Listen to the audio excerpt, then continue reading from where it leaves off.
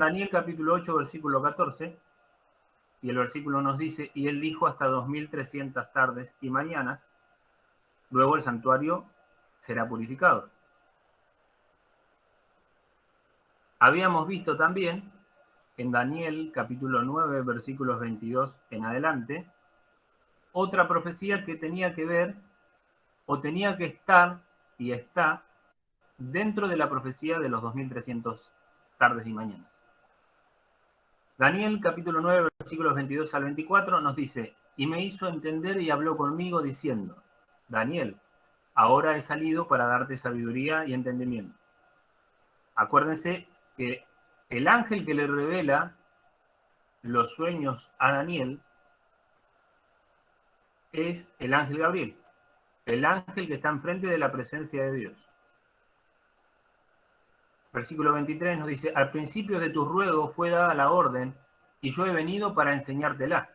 Es decir, alguien le dice a Gabriel, Gabriel, tu orden es que vayas y que le hagas a entender a Daniel las cosas que deben suceder. ¿Por qué? Nos dice, porque era muy amado para el reino de los cielos. Entonces el ángel le sigue diciendo, entiende pues la orden y entiende la visión. 70 semanas están determinadas sobre tu pueblo y sobre tu santa ciudad, para terminar la prevaricación y poner fin al pecado y expiar la iniquidad, para traer la justicia perdurable y sellar la visión y la profecía y ungir al santo de los santos. Sabe pues y entiende que desde la salida de la orden para restaurar y edificar a Jerusalén hasta el Mesías príncipe, habrá 7 semanas y 62 semanas. Se volverá a edificar la plaza y el muro en tiempos angustiosos.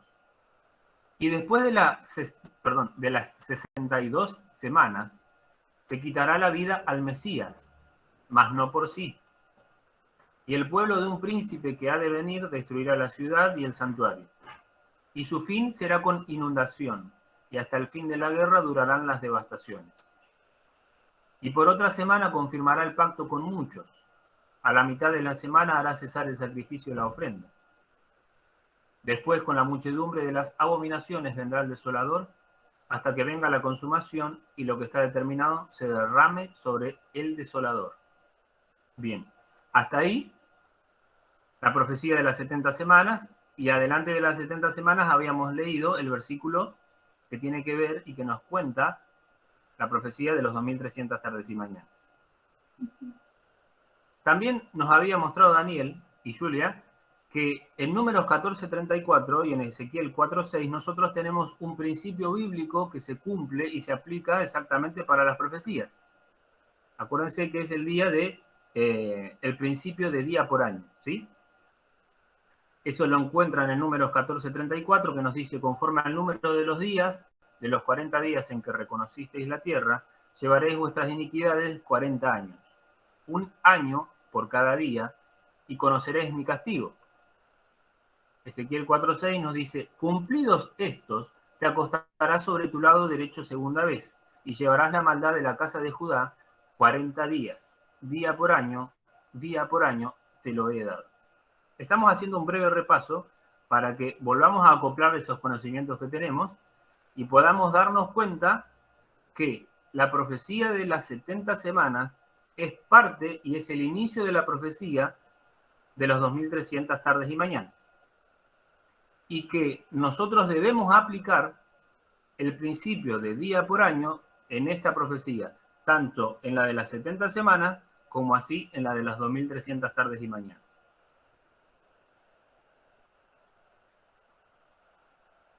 Acuérdense que la profecía de las 70 semanas, así como la de los 2300 tardes y mañanas, tienen el mismo inicio. Las dos comienzan en el año 457 a.C. Y habíamos visto, ¿se acuerdan? Hace, si no recuerdo mal, 2 o 3 viernes atrás, habíamos analizado cuáles eran los decretos que podíamos tomar para dar inicio a la profecía. Y se acuerdan que habíamos visto 4 o 5, si no me equivoco.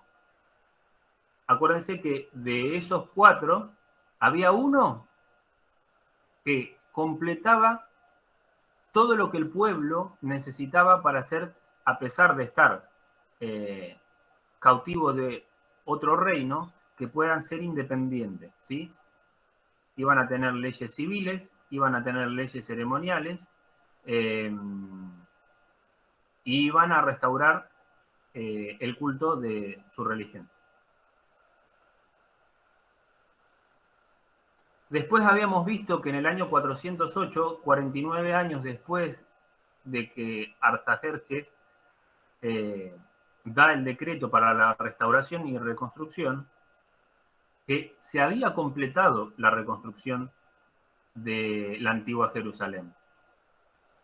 Ahí les puse unas imágenes ilustrativas para que puedan relacionar.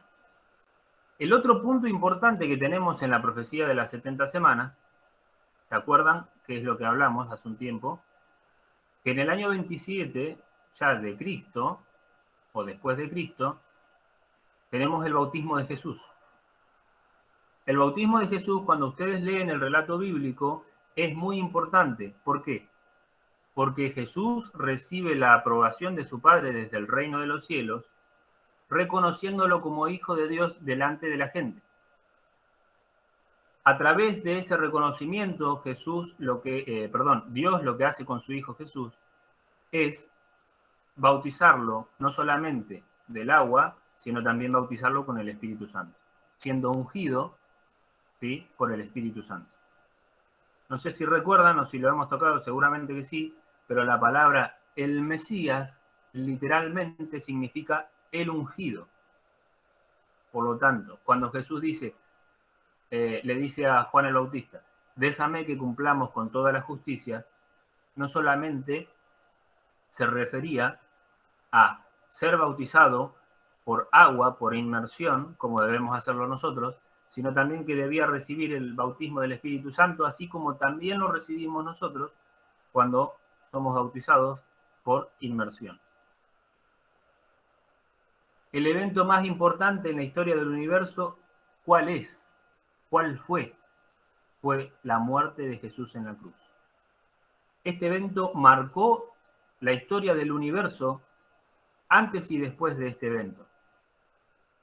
Y por eso es un punto fundamental en la historia de la humanidad y de todo lo que tiene que ver en relación con quién es Jesús en el reino de los cielos. Acuérdense que esto sucede en el año 31 después del nacimiento de Cristo, ¿sí? Acuérdense también que Jesús muere cuando tenía exactamente 33 años y medio de edad. El otro punto importante en la profecía, que es el fin de las 70 semanas, no de las 2300 tardes y mañanas, sino el de las 70 semanas, ocurre en el año 34 después de Cristo, con la muerte de Esteban, que se convierte en el primer mártir partícipe de los discípulos que seguían a Jesús. Ustedes pueden leer en el libro de Hechos, en los capítulos 6, 7 y 8, el discurso que Esteban da antes de que haya sido mártir, antes de que lo mataran, y es algo impresionante que se los recomiendo que lo puedan leer. Bien, este evento marca el fin de las 70 semanas, ¿sí? Acuérdense que habíamos visto 7 semanas, luego 62 semanas, nos daban 69 semanas, y por una semana más, decía el versículo, íbamos a completar la semana número 70.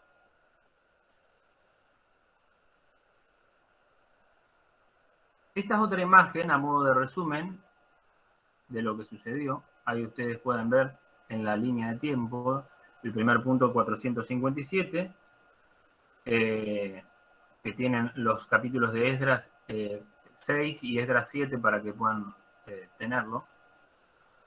Ven el año 408, ven el año 27, el 31 y el 34, y pueden ver que hay una línea de separación abajo, o de indicación, perdón, que dice 490 años. Bien, esta que está acá, ¿sí? Acá arriba ustedes tienen separados para que no se puedan perder, ¿sí? Bien individualizado cada... Sí, ya ahora apenas terminemos ya las podemos compartir. Esto es importante, ¿por qué? Porque más allá de que ustedes lo aprendan y que lo puedan entender, ustedes tienen que hacerlo una parte fundamental de su vida, porque es lo que ustedes tienen que predicar. Esta profecía es el inicio de la salvación para toda la humanidad. Es la demostración a través del tiempo del plan de salvación y que nosotros lo podemos comprobar con la historia bíblica y con la historia humana. Por lo tanto, es algo fundamental que una persona debe comprender para poder predicar. No es indispensable, porque vos podés predicar de la salvación sin saber de la profecía. Simplemente predicando de Jesucristo. Pero cuando tenés la posibilidad de acceder a este conocimiento, tenés que obtenerlo, aplicarlo en tu vida y ponerlo en práctica para cuando en algún momento te toque predicarlo, lo puedas hacer. Bien. Vimos que cuando llegara el cumplimiento y el fin de la profecía de las 70 semanas, ocurría algo. Si nosotros teníamos la profecía que nos dice que 2300 tardes y mañanas es la profecía más grande de tiempo dentro de la Biblia, y esa profecía nos dice que adentro de esa profecía hay otra profecía que tiene que ver con las 70 semanas y que nos dice que dura 70 semanas o 490 años, lo que nosotros debemos hacer es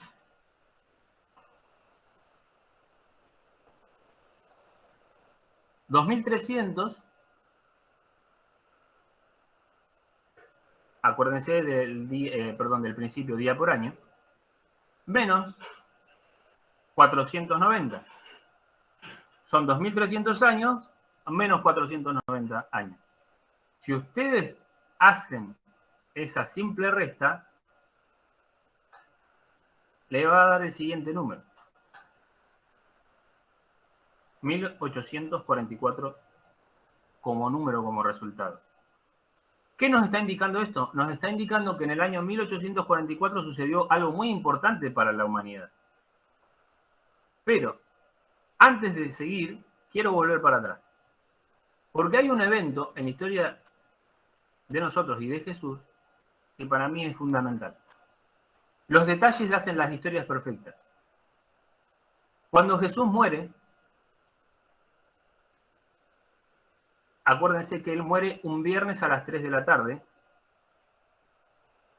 que no quebranta el sábado, va al descanso antes de que sea el día de reposo, antes que el día de reposo comience, guarda la noche del viernes, guarda el sábado literalmente completo, guarda la noche del sábado, y en la madrugada del domingo, al ser ya el tercer día después de su muerte, Jesús resucita. ¿Qué es lo que pasa cuando Jesús resucita? ¿Cómo nos dice la Biblia que es la historia? El encargado de venir a llamar de nuevo a Jesús a la vida no era ni más ni menos que el ángel Gabriel. El ángel que recibe las órdenes principales del Padre. Cuando el ángel Gabriel baja a la tierra, se pone enfrente de la tumba en donde estuvo Jesús y le dice a Jesús: Hijo de Dios, levántate, porque tu Padre te está llamando. Después de hacer el llamado, Gabriel corre la piedra que tapaba la tumba como si fuera una hoja de calcar. ¿Y qué es lo que sucede? ¿Quién sale de la tumba? Sale Jesús.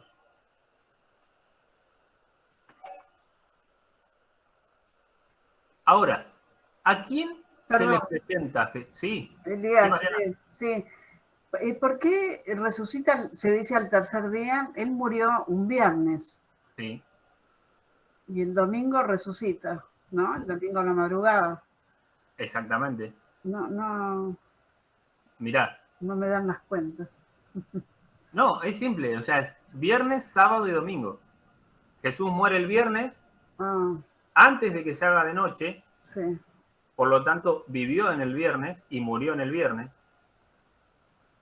Pasó la noche del viernes completa, se hizo sábado, el sábado estuvo completamente muerto todo el sábado, pasó la noche del sábado y accedió a la resurrección, o tomó la resurrección, mejor dicho. ¿Qué día? El día domingo, a la madrugada, ya siendo domingo. Por eso se cumple exactamente la profecía cuando él dijo, ¿qué cosa? Podéis destruir este templo, pero en 3 días sí.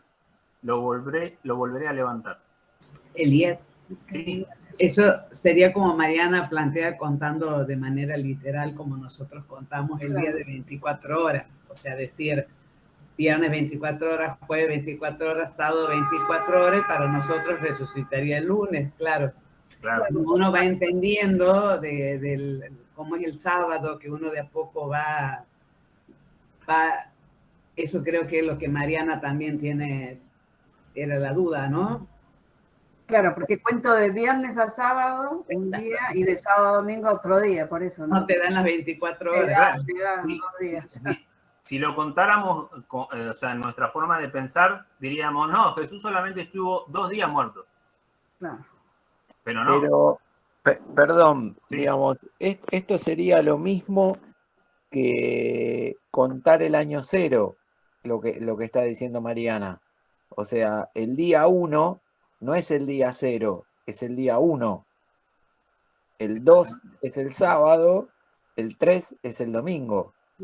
Si no, estaríamos empezando a contar de día 0. El día 0 es el viernes, el día 1 es el sábado, el día 2 es el domingo. Sí, por eso es el tercer día. Empezamos en 1, la cuenta. Exactamente. Claro, una vez que pasó las 0 horas, ya pertenece al tercer día. En realidad los días bíblicos son de tarde a tarde, cuando cae el sol, de caída del sol a caída del sol. Jesús muere el viernes a las 3 de la tarde, todavía no había entrado el sábado. Entonces, un par de horitas después, empieza el sábado, en nuestro viernes, digamos, en nuestro viernes mundano, sábado celestial, llamémoslo. Entonces pasa todo el sábado, empieza el domingo, ¿sí? El domingo empieza el sábado a la tarde, en el sábado a la tarde mundano. Después de las 6 de la tarde, el sábado. Después de las 6 de la tarde, dependiendo, digamos, de la caída del sol, ¿sí? Pero nosotros, por ejemplo, mañana, o sea, acá en Buenos Aires, que el sábado estaba empezando 6:50, 6:50 y pico, mañana a las 6:50 y pico estamos en domingo, bíblicamente hablando. Claro. ¿Sí? Entonces, digamos, entrado el tercer día, varias horas dentro del tercer día. O sea, terminando casi el tercer día, resucita él. No tengo presente. Al principio. O sea, empezando la madrugada del domingo, o sea, cuando ya se hizo domingo. Pero si el domingo, el sábado bíblico arranca después de las 18 horas aproximadamente. O sea, del tercer día, ya casi terminando, porque a las 18 horas acercándose ya sería acercándose al cuarto.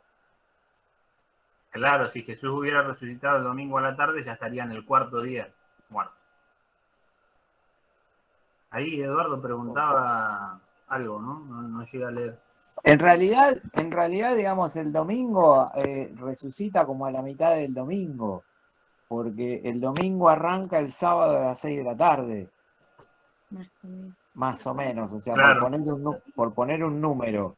Entonces, digamos, ya estamos en la madrugada del domingo mundano. Hola. ¿Sí? Hola Luis. Hola, ¿qué tal? Yo estaba escuchando ahí, por ejemplo, no es que según el pensamiento hebreo no comienza la tarde, comienza cuando se oculta el sol, cuando salen las primeras estrellas, para el pensamiento hebreo, ahí comienza el día y termina al día siguiente a sí mismo. Eso Y es lo que entonces, estamos diciendo, Luis. Eso es lo que estamos diciendo. como estoy escuchando que... Le estamos poniendo una hora para hacer más sencilla la explicación, pero en realidad es con la caída del sol. Para graficarlo, digamos, Es para que... de caída del sol, textualmente hablando, literalmente hablando de lo que dice la Biblia, es de caída del sol a caída del sol. No es con la estrella. En realidad es con el sol. De atardecer a atardecer. Claro.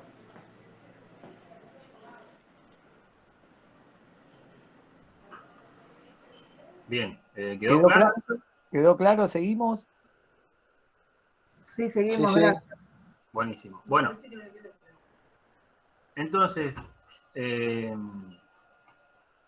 lo que... Disculpa, Elías. Sí, sí, Dani.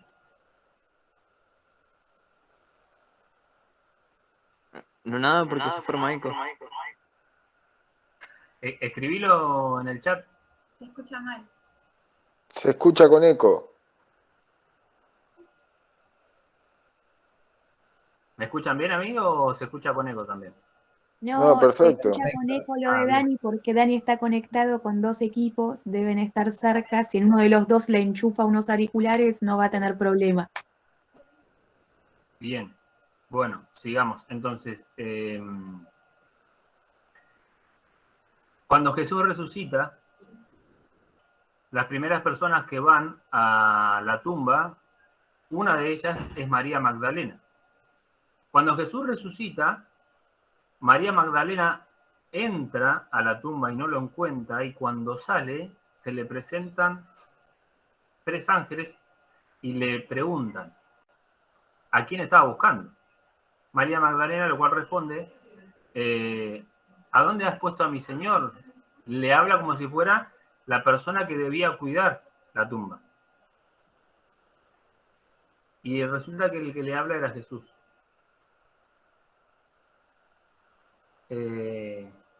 Cuando Jesús le habla, ella no lo había reconocido, pero después que él le dice ciertas palabras, que ahora no recuerdo de memoria el versículo, María lo reconoce y Jesús la ve que ella intenta tocarlo, intenta adorar a sus pies.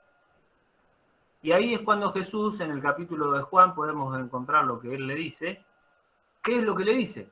No me toques porque aún no he subido a mi Padre, mas ve a mis hermanos y diles, subo a mi Padre y a vuestro Padre, a mi Dios y a vuestro Dios. ¿Por qué toco este tema y por qué pareciera ser como que no tiene nada que ver con lo que estamos hablando, pero sí es muy importante? Jesús, después de resucitar y después de presentarse de nuevo ante María Magdalena, él viaja al reino de los cielos. Porque la orden que había recibido del ángel Gabriel, ¿cuál era?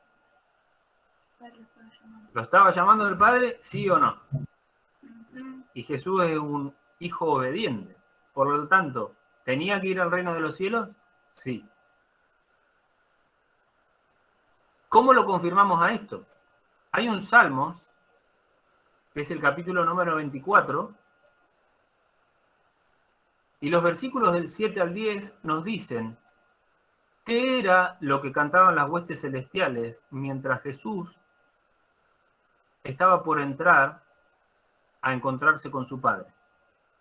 El versículo 7 nos dice que la hueste que iba con Jesús acompañándolo decía, alzad, oh puertas, vuestras cabezas, y alzaos vosotras, puertas eternas, y entrará el Rey de Gloria.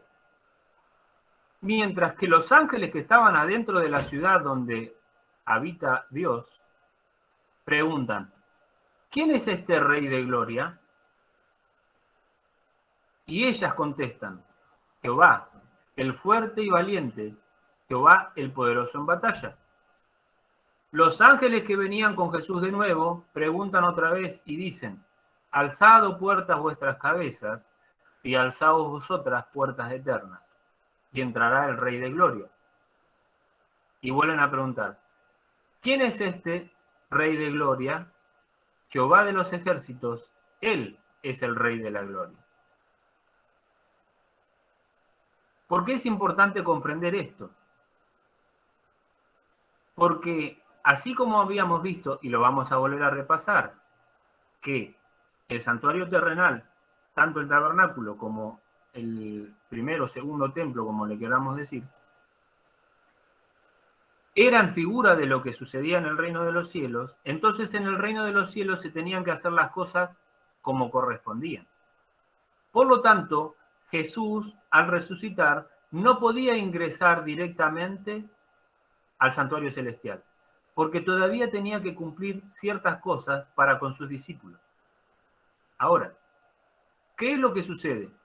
Ustedes cuando leen la historia bíblica, llegan a encontrar que Jesús pasa con los discípulos 40 días más después de haber estado, después de haber resucitado, ¿sí?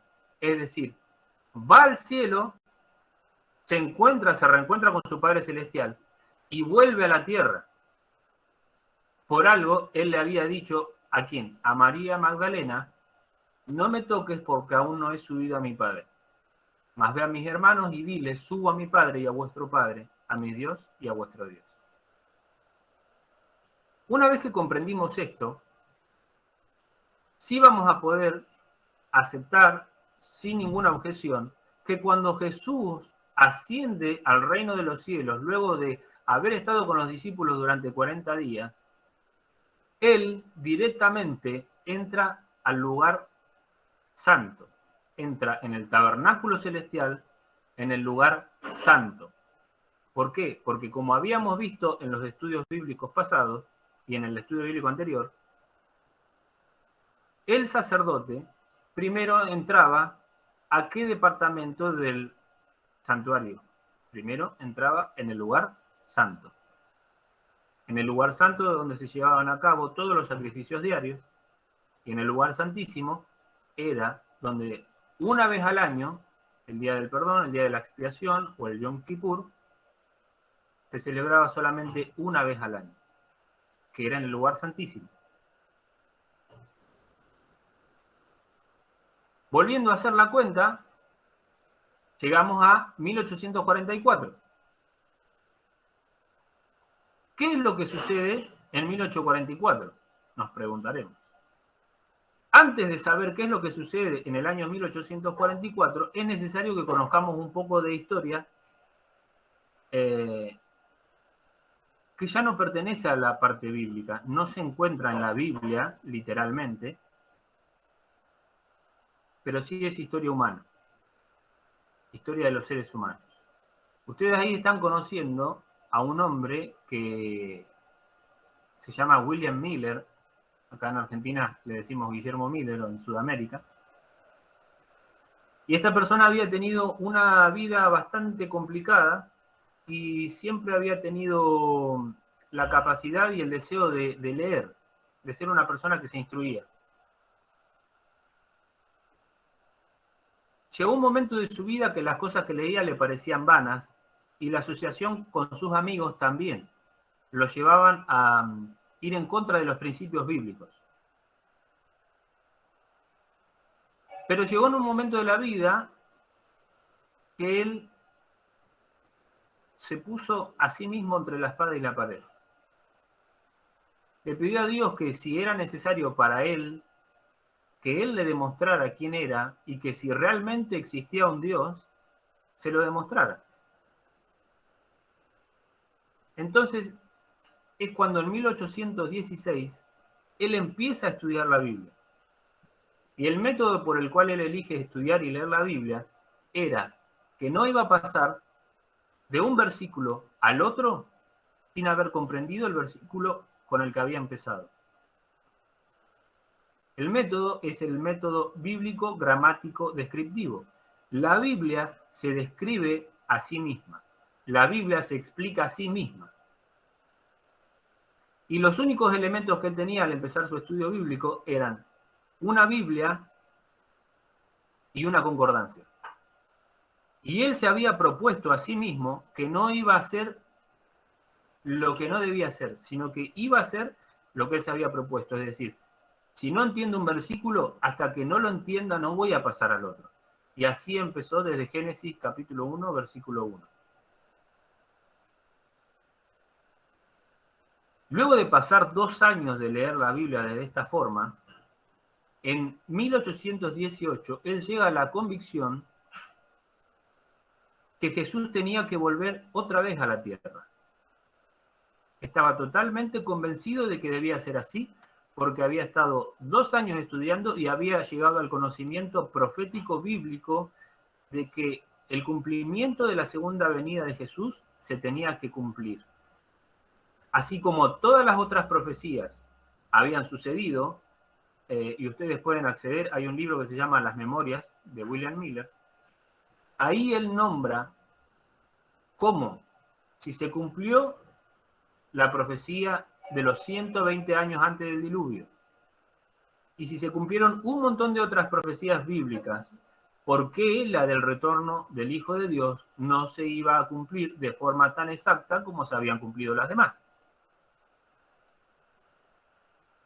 Es así que después de unos cuantos años, en el año 1831, William Miller expone el tema por primera vez en público sobre la segunda venida de Jesús en la primavera de 1844. Es importante también comprender que William Miller había tomado o había contado el año 0 como un año literal. Había cometido ese pequeño error. Entonces, ¿qué era lo que pasaba? La primavera del año 1844 empezaba en el año 1843 y terminaba, si mal no me equivoco, en mayo de 1844. Dios había elegido diferentes hombres. Otro hombre importante es Samuel Snow. Samuel Snow era contemporáneo de Guillermo Miller, de William Miller, y había aceptado que la venida de Jesús se tenía que cumplir en los días en los que ellos iban a estar viviendo. Pero ¿qué es lo que sucede? Samuel Snow entiende que el año 0 no había que contabilizarlo, que había que pasar del año +1 o -1 al año 1. Y llega a la conclusión de que Jesús no volvería en la primavera del año 1844, sino que volvería en el otoño de 1844. ¿Y dónde pueden encontrarlo ustedes a eso? ¿Cuál es el versículo bíblico que avala esa decisión, que avala esa profecía? Si lo quieren buscar, encuentran Habacuc 2:3, si quieren márquenlo en sus Biblias, y acá yo se los puse para poder leerlo. Aunque la visión tardará aún por un tiempo, mas se apresura hacia el fin, y no mentirá. Aunque tardare, espéralo, porque sin duda vendrá, no tardará. William Miller había tenido una duda ahí cuando se presenta Samuel Snow. Sabía que Samuel Snow era una persona de estudios igual que él, pero él sentía que se había equivocado y que no podía ser merecedor de lo que la gente le aplicaba a él, sino que él decía que era un simple estudiante de la palabra de Dios y que Dios le había revelado eso a él como se lo podría haber revelado a cualquier otro hombre. Ahora, a William Miller y a todas estas personas, que son muchas, se me viene por la cabeza Josías Leach, que él también, si ustedes desean buscarlo, es una persona que dio la profecía acerca del fin del Imperio Otomano en 1840 y que se cumplió exactamente como lo dice la Biblia. José Bates Vince Bohan,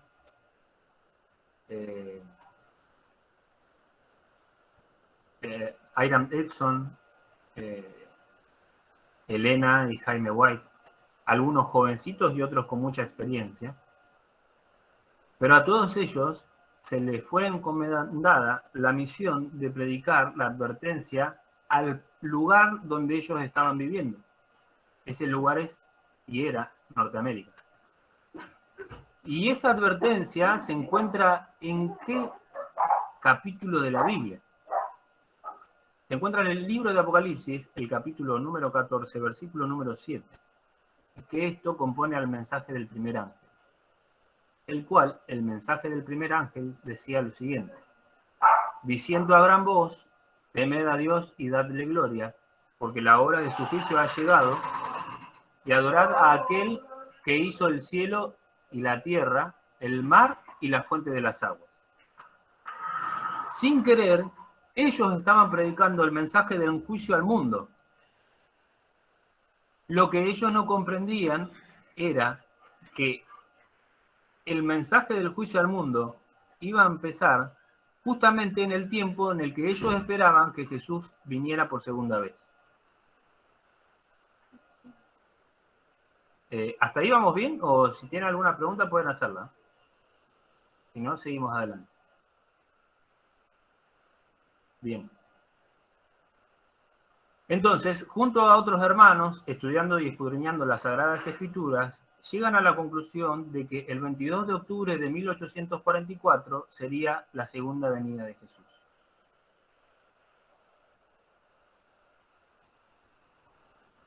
¿Cuál fue el problema? ¿Qué opinan? ¿Cuál pudo haber sido el problema? El problema era el siguiente. Había una antigua creencia cristiana, yo todavía no lo pude llegar a investigar acerca de dónde o de quién provenía, pero más o menos tenemos algunas pistas, de que la tierra era el santuario.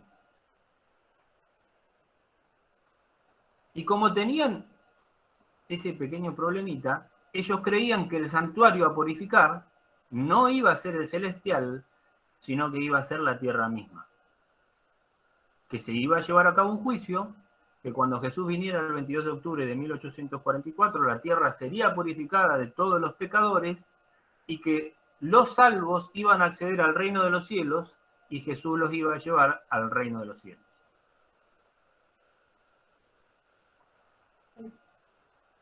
Ahora, ¿por qué Dios dejó que esto suceda? ¿Por qué Jesús no vino el 22 de octubre de 1844?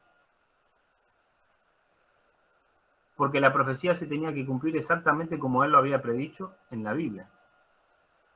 Pero aparte también, ¿por qué? Porque Dios tenía que probar a su pueblo, como siempre lo hace. Él siempre prueba a su pueblo. Nunca lo deja pasar sin que el pueblo dé una prueba de fe de que está creyendo que Él es Dios. Cuando ustedes leen la historia acerca de esto que sucedió, este evento se conoce como el Gran Chasco de 1844. Y es importante que puedan comprender que en ese momento todavía no existía la Iglesia Adventista como organización. Todas las personas que estaban en este movimiento profético provenían de diferentes religiones. Eran metodistas, bautistas, algunos católicos, algunos ateos. En su gran mayoría eran protestantes. Y es importante entender, y cuando ustedes pueden ver lo que sucede en ese año, que en algún momento vamos a poder hacerlo, en todo el mundo, muchas personas a nivel mundial habían llegado a la conclusión de que esto iba a suceder, de que Jesús iba a volver el 22 de octubre de 1844, pero no ocurrió.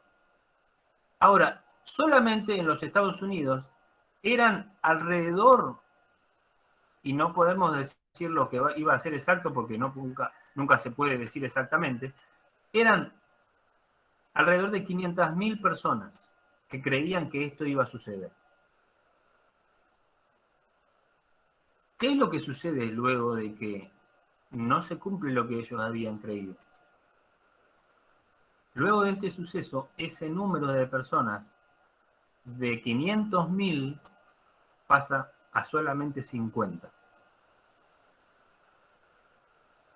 Entonces, podemos afirmar que Dios prueba a su pueblo, porque Él siempre quiere sacar lo mejor.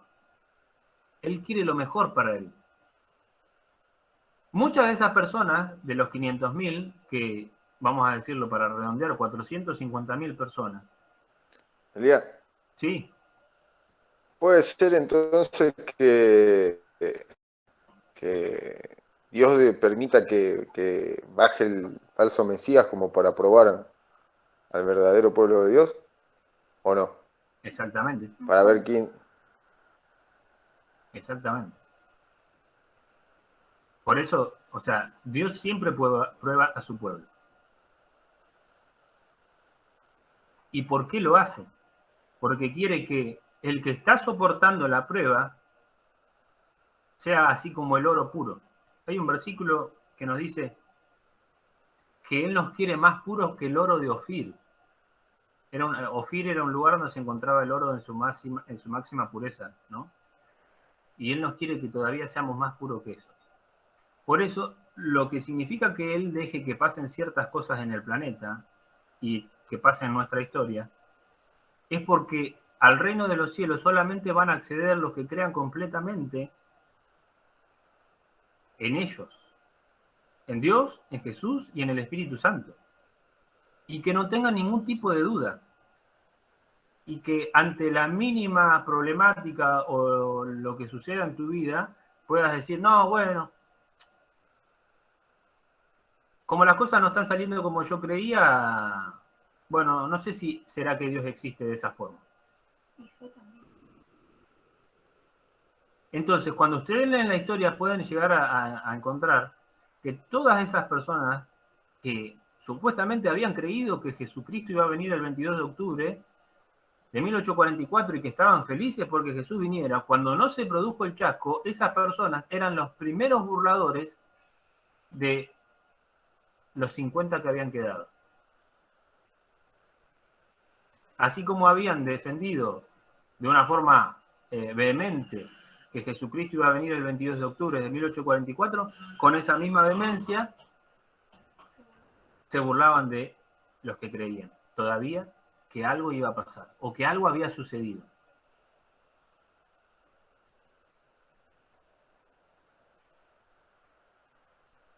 ¿Qué sucede un día después? ¿Qué sucedió el día después, el 23 de octubre de 1844?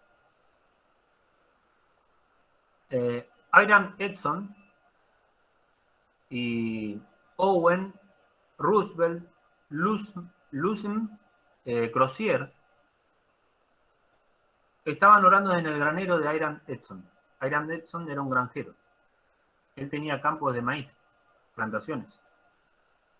Y estaban orando porque sabían que... Ahí está, Joaquín, Isaías 13:12. El oro de Ofir en Isaías 13:12. Estaban orando porque ellos sabían que esto había sido un gran chasco. Y sabían que había muchos hermanos que iban a abandonar la fe.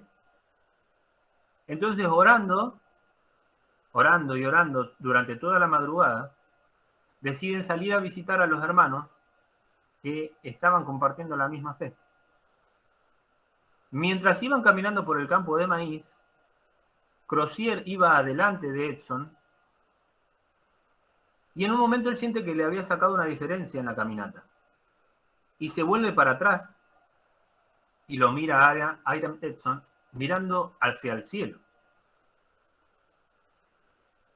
Cuando Edson deja de tener la visión, Crozier le pregunta qué es lo que le había pasado, qué es lo que estaba mirando. Entonces, Edson le dice, nunca podría haber regresado en 1844, Eduardo, porque no era el cumplimiento profético. O sea, no podría haber pasado. Ni siquiera en 1888, que es otra fecha importante. Entonces, Edson le dice, entendí qué es lo que pasó. Dios me reveló qué es lo que sucedió el 22 de octubre, qué es lo que había sucedido el día de ayer. Dios le revela a través de una visión a Hiram Edson que el santuario que ellos creían que sería santificado, la tierra, no era la interpretación correcta. Dios había ocultado la interpretación correcta que correspondía al santuario celestial. Luego de ver cómo Jesús pasaba del lugar santo al lugar santísimo en el santuario celestial, fueron en búsqueda de los hermanos que todavía compartían la misma fe. Y juntos buscaron la respuesta en las Sagradas Escrituras en el libro de Hebreos. Una cosita, Elías. Eduardo pregunta qué hubiese pasado si Jesús hubiese regresado en 1844. Si hubiese regresado en 1844 no se hubiesen cumplido las escrituras. Es lo que le contestó Elías. Que es... ¿había contestado eso? Sí. Perdón.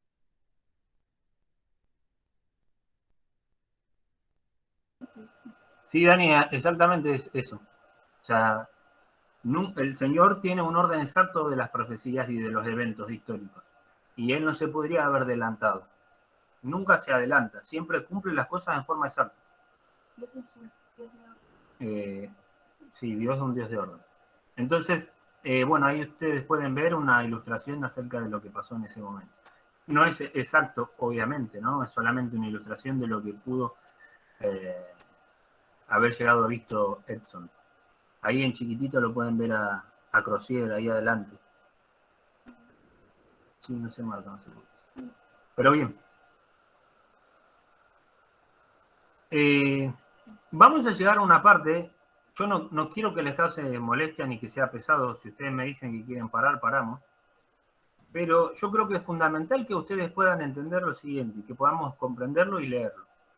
Todos los versículos a los cuales nosotros ahora nos vamos a dedicar a leer eran los versículos que ellos no habían entendido. Y nosotros podríamos decir hoy, ¿cómo no van a entender si tenían la Biblia? Bueno, no lo entendieron porque Dios permitió que no lo entendieran. Hay una expresión que usa uno de estas personas que estuvo ahí presentes, y es como si Dios hubiera tapado las Escrituras. Con su mano, es como si Dios le tapara las Escrituras. Imagínense que usted tiene que leer un mapa, y viene alguien y les pone la mano o le pone un pedazo de algo arriba de un mapa. Imposible leerlo. Así les pasó a ellos. Entonces, después del 22 de octubre, el 23 de octubre en adelante, ellos se empezaron a reunir porque veían necesario saber y entender y conocer qué era lo que había sucedido, porque evidentemente algo había pasado. No es que no había ocurrido nada.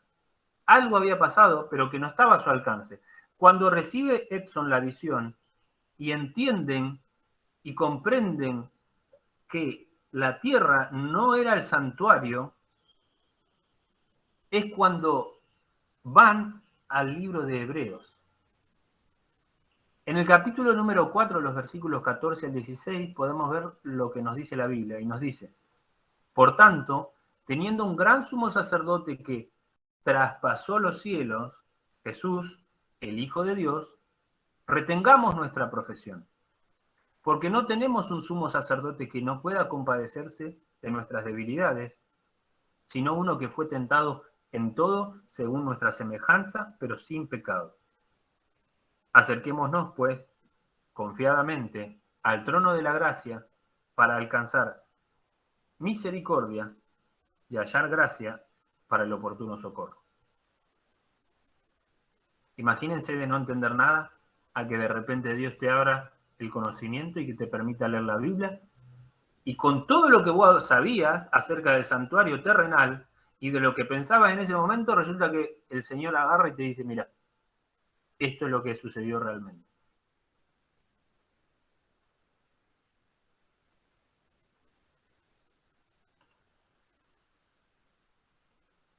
Ahí, ¿querés comentar, Julia, por qué pones el versículo?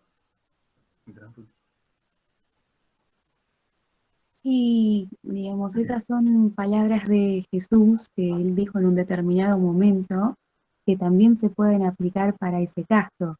porque el Señor va revelando la verdad a medida que se cumplen determinados tiempos, ¿no? A medida que nos acercamos a su venida, mayor es la luz que el pueblo va a recibir para poderse preparar para ese gran día. Entonces, en ese momento, como dijiste vos, Elías, recordando esa expresión, ¿no? Que es como si el Señor hubiese tapado esa parte de las escrituras, que todavía no era el momento para ellos para que lo comprendieran, porque tenían que pasar esa primera prueba, ¿verdad? Como pueblo de Dios. Pero después de que eso pasó, entonces ahí les fue revelando. Entonces también es a medida que el pueblo pueda sobrellevar determinadas verdades que el Señor las va revelando. Por eso, digamos, copié ese versículo que se me vino a la mente, porque lo que fue en ese momento se sigue repitiendo y cada vez se nos va revelando más luz. Entonces siempre, digamos, hay una verdad para cada época. Exactamente. La verdad... Una cosita, Elías, y es que, digamos, recordando que estamos estudiando la profecía de las 2300 tardes y mañanas, que se encuentra en el libro de Daniel, ¿sí? Jesús, con sus propias palabras, habla de la abominación desoladora de la que habló el profeta Daniel. El que lee, entienda. ¿Sí? Entonces, esas palabras, incluso antes de Jesús, ¿no? Digamos, una abominación desoladora. ¿Qué será esto? O sea, termina siendo un texto sumamente críptico para un montón de personas porque no era el momento de poder comprenderlo. La abominación desoladora en el lugar santo, perdón, en la tierra sagrada, no recuerdo ahora la frase exacta, ¿no? de esto, pero digamos, todas esas En el lugar en santo, sí, ahí el lugar santo. Por tanto, cuando veáis en el lugar santo la abominación desoladora de la que habló el profeta Daniel, el que le entienda, ¿no? Digamos, estos textos hoy son más fáciles de comprender que allá por 1800, por las cosas que están pasando también. Y aprovecho para mencionarlo por encima.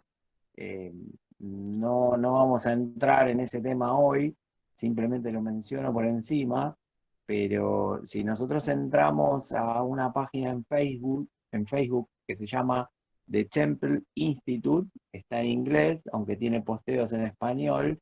Ese es el Sanedrín de Jerusalén y es la organización sin fines de lucro que está planificando e impulsando la construcción del tercer templo de Jerusalén, ¿no? O sea que nosotros sabemos que en realidad en ese cumplimiento profético Jerusalén tiene muchísimo que ver, ¿no? Entonces ahí es de esperarse que sucedan cosas. Y recuerden también que llegamos a hablar de todo esto preguntándonos, ¿sí? ¿Cuándo empiezan los tiempos del fin y cuándo es el fin de los tiempos del fin? Y por supuesto, digamos, todas esas cosas las tenemos en la escritura, ¿sí? Eso es lo que estamos develando. Un comentario así al pasar. Por eso ahora en los últimos tiempos se pudo llegar a comprender cuándo va a ser la segunda venida de Cristo. Por cada comprensión a su tiempo, ¿no? Exactamente. Cuando analizamos los periodos de tiempo que cuando se habla de cada mensaje de los diferentes ángeles, tanto del primero al cuarto, nosotros podemos analizar, y también son cuestión de tiempo, son cuestión de años. ¿Sí? O sea, no es que en la época de Jesucristo ya se sabía el mensaje del primer, segundo y tercer ángel, no. Estaban escritos después de un tiempo de que Jesús muere, pero Dios a cada tiempo va revelando una verdad. Y para cada tiempo, para cada época humana, Dios tiene una verdad que es una verdad presente para ese momento. Por eso nosotros hoy ya pasamos de los mensajes del primero, del segundo y del tercer ángel, y estamos viviendo en el tiempo del mensaje del cuarto ángel. Porque los mensajes anteriores, los mensajes que Dios dictaminó para cada diferente tiempo de la humanidad, ya fueron dados. ¿Y cómo podemos entender que fue así? Porque nosotros cada vez que podemos leer, hoy, si uno tiene el deseo y se pone y con voluntad, va a poder comprender cada uno de los mensajes que sucedieron, porque ya fueron dados.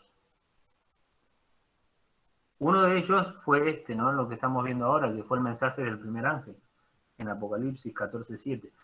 O sea, yo no sé si se pudo comprender, pero ellos tenían la idea de un juicio, pero no sabían que ellos estaban predicando el juicio, sino que ellos en realidad pensaban que estaban predicando de la segunda venida de Jesús. Pero lo que en realidad estaban dando era el mensaje del primer ángel. ¿Sí?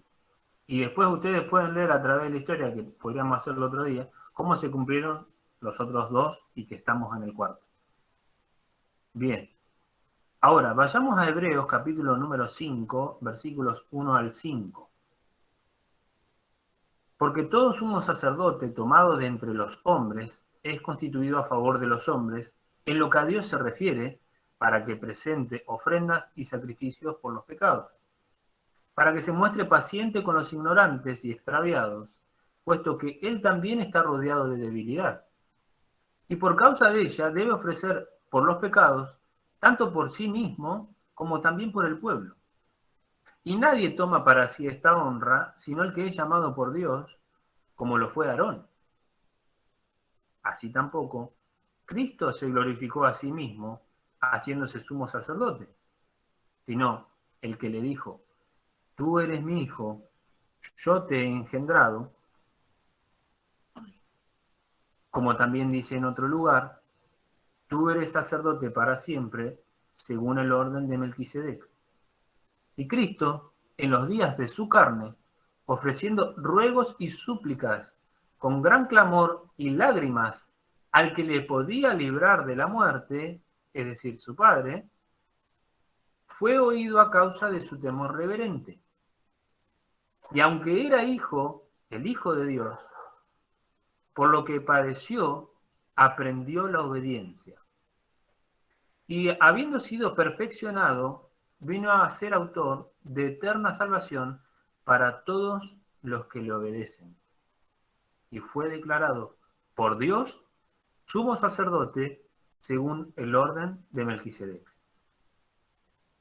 ¿Qué nos están mostrando estos versículos?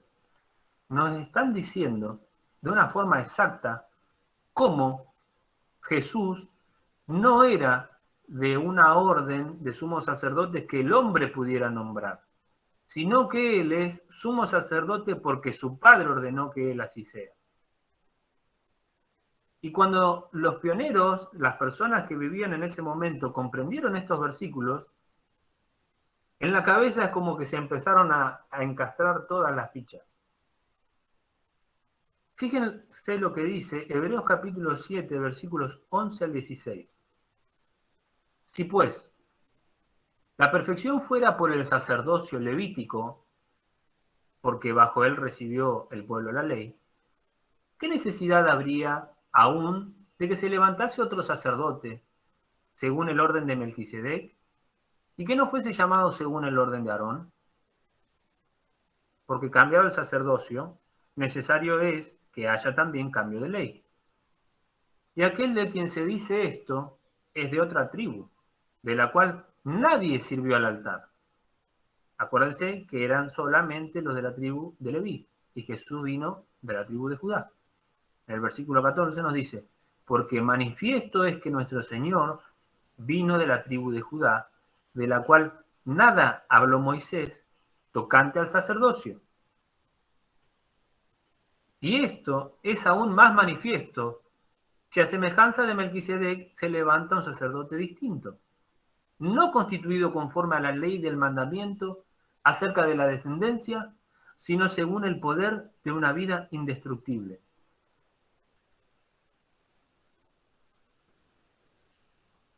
Pablo tenía las cosas de una forma tan clara en su mente, había aprendido de su país, de su religión, las cosas de una forma tan exacta que comprendía exactamente cuál era el ministerio de Jesús. En los versículos 17 al 22, miren lo que sigue diciendo. Pues se da testimonio de él. Tú eres sacerdote para siempre, según el orden de Melquisedec. Queda pues abrogado el mandamiento anterior a causa de su debilidad e ineficacia, pues nada perfeccionó la ley, y de la introducción de una mejor esperanza por la cual nos acercamos a Dios. Y esto no fue hecho sin juramento, porque los otros ciertamente sin juramento fueron hechos sacerdotes, pero este, con el juramento del que le dijo, juró el Señor y no se arrepentirá, tú eres sacerdote para siempre, según el orden de Melquisedec. Por tanto, Jesús es hecho fiador de un mejor pacto. Y los otros sacerdotes llegaron a ser muchos, debido a que por la muerte no podían continuar. Mas este, por cuanto permanece para siempre, tiene un sacerdocio inmutable, un sacerdocio que no cambia, por lo cual puede también salvar perpetuamente a los que por él se acercan a Dios, viviendo siempre para interceder por ellos. Porque tal sumo sacerdote nos convenía, santo, inocente, sin mancha, apartado de los pecadores y hecho más sublime que los cielos, que no tiene necesidad cada día, como aquellos sumos sacerdotes, de ofrecer primero sacrificios por sus propios pecados y luego por los del pueblo, porque esto lo hizo una vez para siempre, ofreciéndose a sí mismo.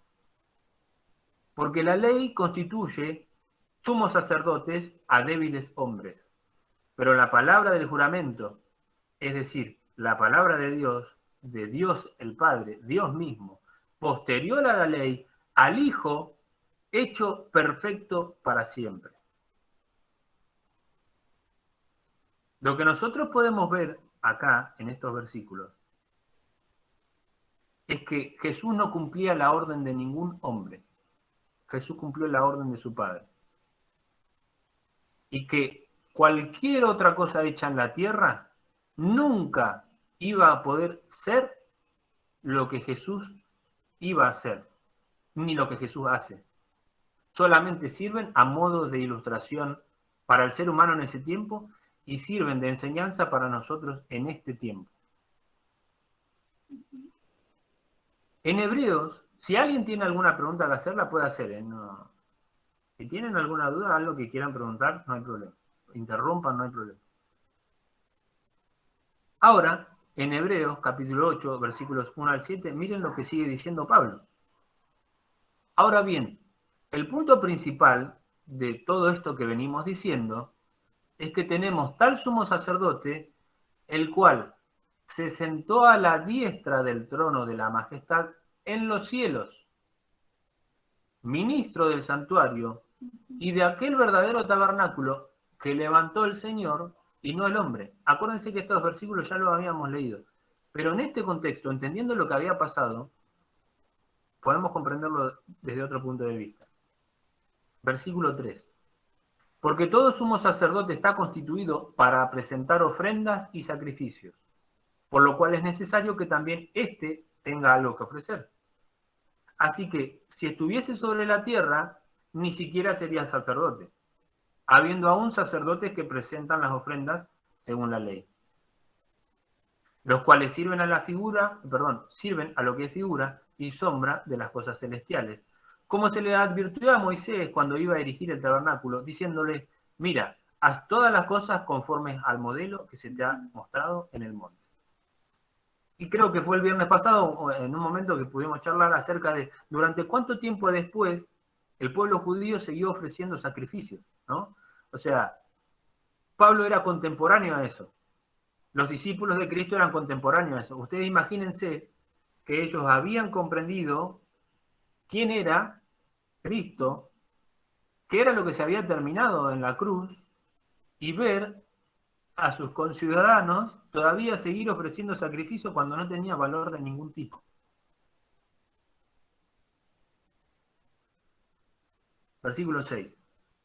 Pero ahora, tanto mejor ministerio es el suyo, hablando de Cristo, cuanto es mediador de un mejor pacto establecido sobre mejores promesas. Porque si aquel primero hubiera sin defecto, ciertamente no se hubiera procurado lugar para el segundo pacto. Porque reprendiéndolos dice, he aquí vienen días, dice el Señor, en que estableceré con la casa de Israel y la casa de Judá un nuevo pacto. No como el pacto que hice con sus padres, el día que los tomé de la mano para sacarlos de la tierra de Egipto. Porque ellos no permanecieron en mi pacto, y yo me desentendí de ellos, dice el Señor. Por lo cual, este es el pacto que haré con la casa de Israel después de aquellos días, dice el Señor. Pondré mis leyes en la mente de ellos, y sobre su corazón las escribiré. Y seré a ellos por Dios, y ellos serán a mí por pueblo. Hay algo que me gustaría aclarar, y es que el pacto antiguo y todo lo que conllevaba el pacto antiguo se termina cuando Jesús muere en la cruz. Y a partir de la muerte de Jesús en la cruz comienza un nuevo pacto. El pacto anterior, Dios le había dado al pueblo su ley escrita en tablas de piedra, escritas por el dedo de Dios. Pero a partir de que Jesús muere, Él no dice, les voy a escribir las leyes de nuevo en dos tablas de piedra, sino que ahora cada uno de ustedes va a tener en su mente mis leyes. Y sobre su corazón las voy a escribir. Y es cuando Él dice, y seré a ellos por Dios, y ellos me serán a mí por pueblo.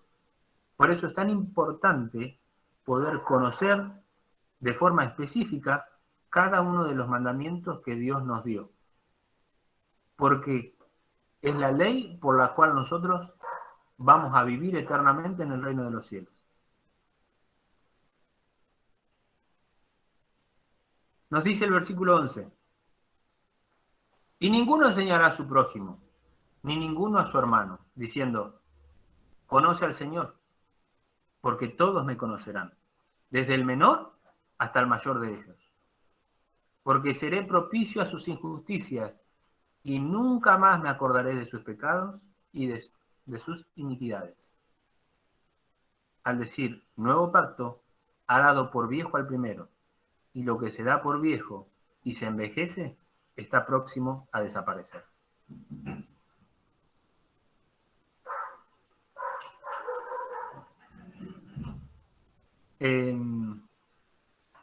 Disculpa, Elías. Sí.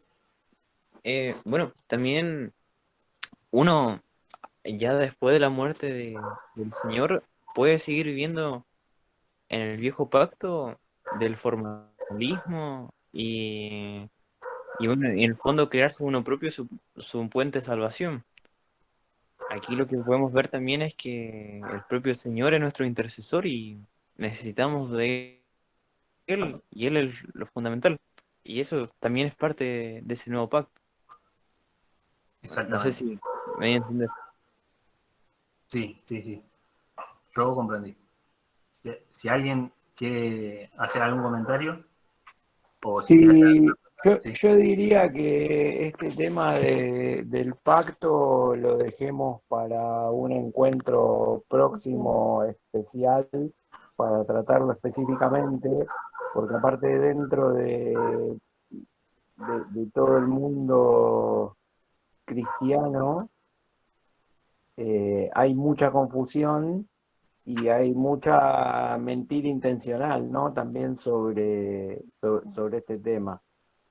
Bueno, acá también la tenemos ahí a Flavia hablando lo del pacto y demás. Lo charlamos internamente y hablamos específicamente sobre el pacto, digamos, porque es un tema que merece ser tratado individualmente y aparte es bien complejo, polémico, así que diría que lo dejemos ahí para Sí, sí, cuando nos encuentre, pasemos ahí a... sí, no, igual no era mi intención nombrarlo, íbamos a pasar solamente por arriba, no íbamos a explayarnos. Hola. Sí, Por ejemplo, hablando del antes que habló usted del templo, claro, pues porque la casa de Judá siguen creyendo de que para que venga el Mesías tiene que estar el tercer templo, como quiera. Pero si vemos las escrituras, el templo que construyó Salomón fue un medio entre el pueblo y Dios, o sea, para que la gente se acercara y buscara la misericordia, o sea, hacía los sacrificios, todas esas cosas formales. Pero una vez que vino el Hijo de Dios, Él es el templo mayor que el templo. Él mismo dijo en el Evangelio de Juan, dijo, yo soy el camino, la verdad y la vida, nadie va al Padre sino por mí. Entonces, ya, ya no es por el templo, sino que por medio del Hijo de Dios podemos llegar al Padre.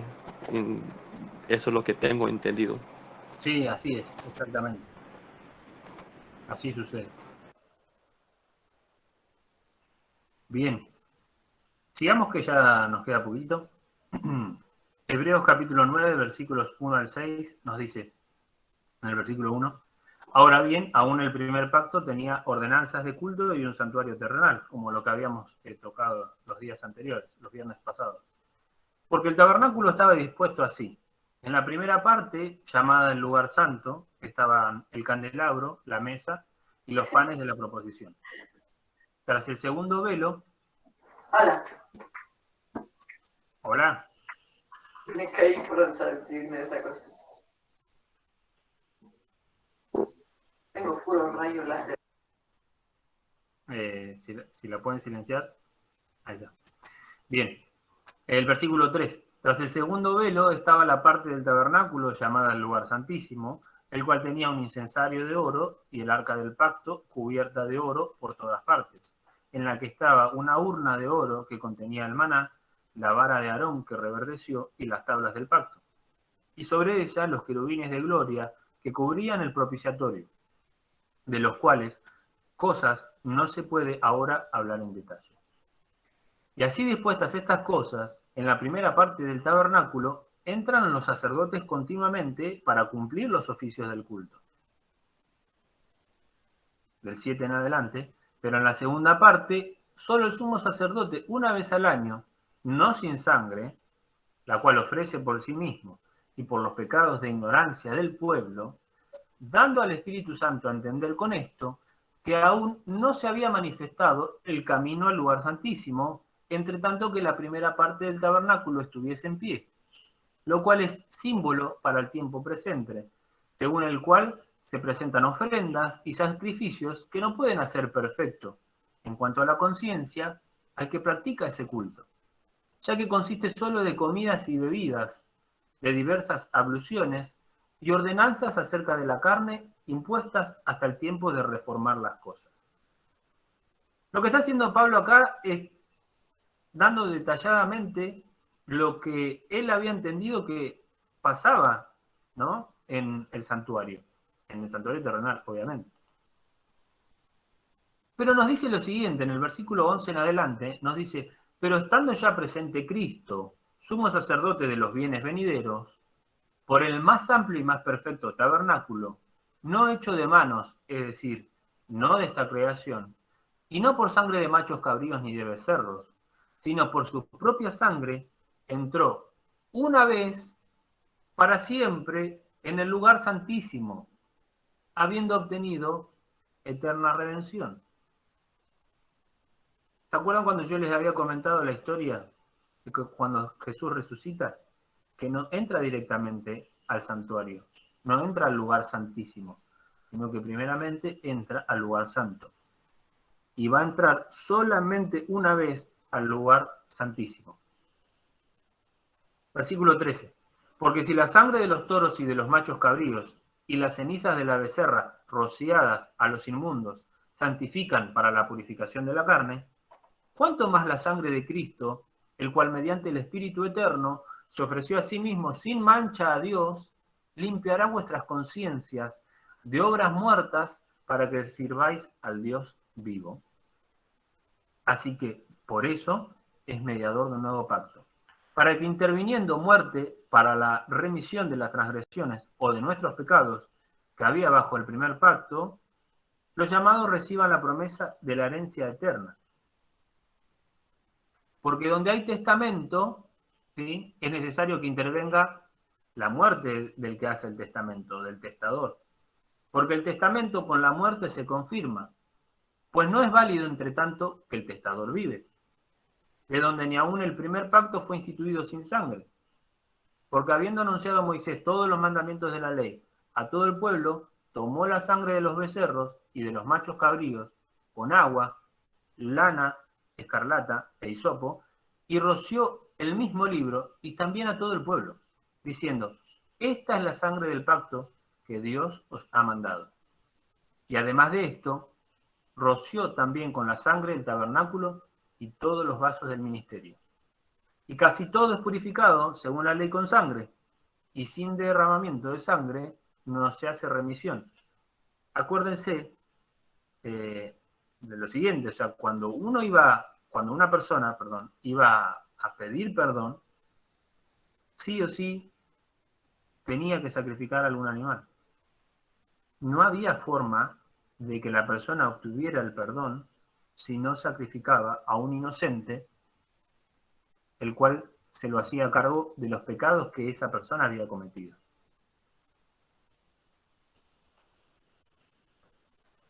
Entonces, en el versículo 23, Pablo nos dice: fue pues necesario que las figuras de las cosas celestiales, fuesen purificadas así, pero las cosas celestiales mismas, con mejores sacrificios que estos, porque no entró Cristo en el santuario hecho de mano, figura del verdadero, sino en el cielo mismo, para presentarse ahora por nosotros ante Dios. Y no para ofrecerse muchas veces, como entra el sumo sacerdote en el lugar santísimo cada año con sangre ajena. De otra manera le hubiera sido necesario padecer muchas veces desde el principio del mundo. Pero ahora, en la consumación de los siglos, se presentó una vez para siempre, por el sacrificio de sí mismo, para quitar de en medio el pecado.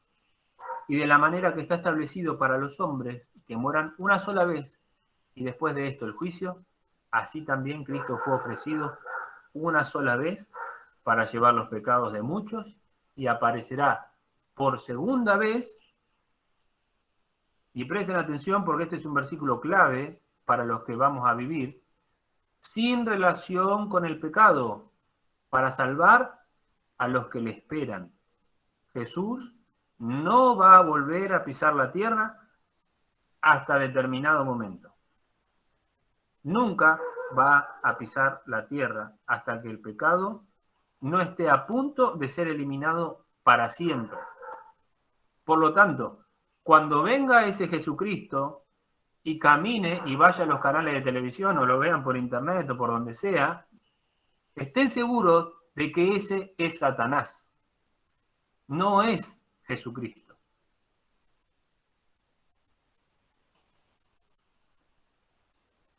Ya casi terminamos.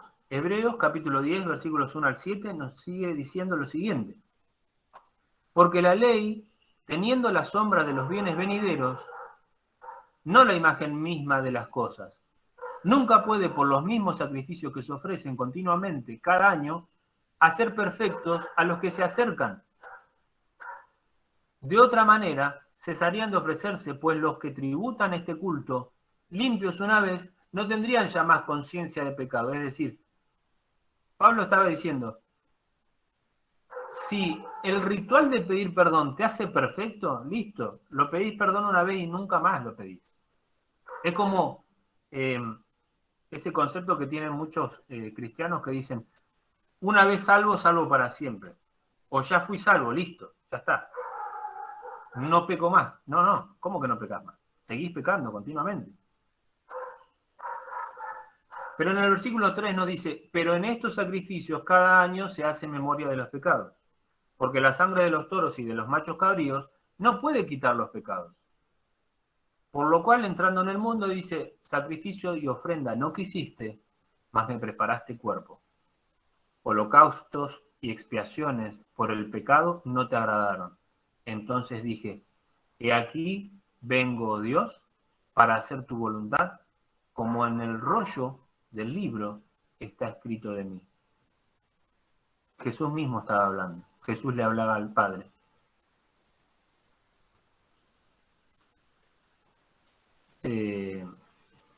Versículo 8 en adelante. Diciendo primero, sacrificio y ofrenda y holocausto y expiaciones por el pecado no quisiste, ni te agradaron, las cuales cosas se ofrecen según la ley. Y diciendo luego, he aquí vengo, oh Dios, para hacer tu voluntad. Quita lo primero para establecer esto último. En esa voluntad somos santificados mediante la ofrenda del cuerpo de Jesucristo, hecha una vez para siempre. Jesús no va a volver a morir. No hay posibilidad de que en el reino de los cielos, durante 1000 años, ni en la tierra, durante la eternidad, vuelva a surgir el pecado. Por algo, Dios deja que las profecías se cumplan de una forma exacta, para que todo lo que tenga que suceder pase y todo le dé la razón a Dios, el cual es justo.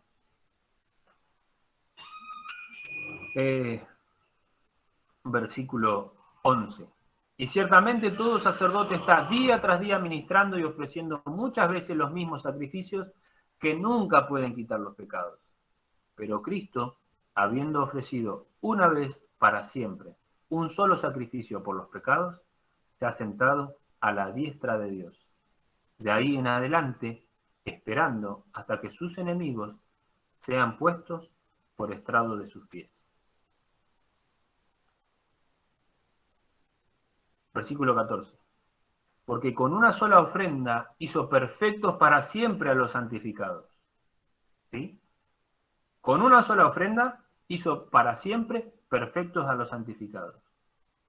¿Qué quiere decir este versículo? Que los que accedan al reino de los cielos por la sangre de Jesucristo son hechos perfectos. Y miren a quién nombra en el versículo 15. Y nos atestigua lo mismo el Espíritu Santo, porque después de haber dicho, este es el pacto que haré con ellos, después de aquellos días, dice el Señor, pondré mis leyes en sus corazones y en sus manos las escribiré, añade, y nunca más me acordaré de sus pecados y transgresiones, pues donde hay remisión de estos, no hay más ofrenda por el pecado. Así que, hermanos, teniendo libertad para entrar en el lugar santísimo por la sangre de Jesucristo, por el camino nuevo y vivo que Él nos abrió a través del velo, esto es, como habíamos visto, de su carne, y teniendo un gran sacerdote sobre la casa de Dios, acerquémonos con corazón sincero, en plena certidumbre de fe, purificados los corazones de mala conciencia y lavados los cuerpos con agua pura. Y mantengámonos firmes sin fluctuar la profesión de nuestra esperanza, porque fiel es el que prometió. Y considerémonos unos a otros para estimularnos al amor y a las buenas obras, no dejando de congregarnos como algunos tienen por costumbre, sino exhortándonos, y tanto más cuanto veis que aquel día se acerca. Es decir, claramente podemos identificar que el día se acerca. Exactamente. Porque tenemos todas las pruebas. Entonces,